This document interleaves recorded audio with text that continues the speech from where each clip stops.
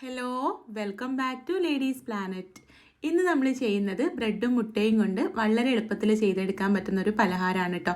നമുക്ക് ഏത് സമയത്തും ഉണ്ടാക്കി കഴിക്കാൻ പറ്റുന്ന നല്ല ടേസ്റ്റി ആയിട്ടുള്ളൊരു പലഹാരമാണ്. നമുക്ക് എങ്ങനെയാണ് ഇത് ഉണ്ടാക്കുന്നത് എന്നുള്ളത് നോക്കാം. വീഡിയോയിലേക്ക് പോകുന്നതിൻ്റെ മുൻപായിട്ട് താഴെ കാണുന്ന ലൈക്ക് ബട്ടൺ ഒന്ന് ക്ലിക്ക് ചെയ്യാൻ മറക്കരുത്. ചാനൽ സബ്സ്ക്രൈബ് ചെയ്യാതെ വീഡിയോ കാണുന്നവർ ഇപ്പോൾ തന്നെ ഒന്ന് സബ്സ്ക്രൈബ് ചെയ്ത് സപ്പോർട്ട് ചെയ്യുക. ഇതിലേക്ക് ഞാനിവിടെ 2 കോഴിമുട്ട എടുത്തിട്ടുണ്ട്. ഇനി ഇതിലേക്ക് വേണ്ടത് കണ്ടൻസ്ഡ് മിൽക്കാണ് കേട്ടോ.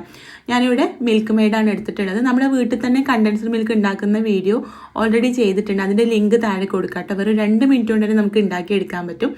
അപ്പോൾ ഇല്ലെങ്കിൽ അതുപോലെ ഉണ്ടാക്കി നോക്കാം.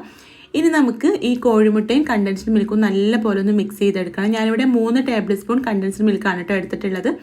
അപ്പോൾ ഇത് നല്ല പോലെ ഒന്ന് മിക്സ് ചെയ്തെടുക്കാം. ഇനി ഇതിലേക്ക് വേണ്ടത് കുറച്ച് ബ്രെഡിൻ്റെ കഷ്ണങ്ങളാണ്. ഞാനിവിടെ ഒരു ബ്രെഡ് 4 കഷ്ണങ്ങളാക്കിയിട്ട് ഒരു 5-6 ബ്രെഡ് എടുത്തിട്ടുണ്ട്.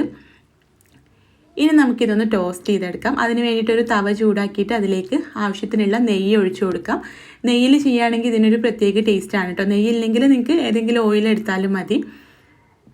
ഇനി നമ്മളിവിടെ കട്ട് ചെയ്ത് വെച്ചിട്ടുള്ള ബ്രെഡിൻ്റെ കഷ്ണങ്ങൾ ഈ ഒരു എഗ് മിക്സിൽ ഡിപ്പ് ചെയ്തിട്ട് ഈ നെയ്യിലേക്ക് വെച്ച് കൊടുക്കുക.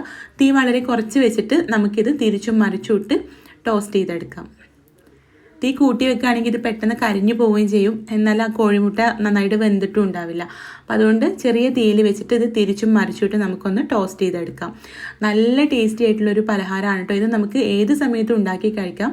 വളരെ പെട്ടെന്ന് ഉണ്ടാക്കാനും പറ്റും. നല്ല ടേസ്റ്റുമാണ്. ട്രൈ ചെയ്ത് നോക്കാം, നിങ്ങൾക്ക് ഇഷ്ടമാവും. നിങ്ങൾ ട്രൈ ചെയ്ത് നോക്കുന്ന സമയത്ത് ഫീഡ്ബാക്ക് അറിയിക്കാൻ മറക്കരുത്.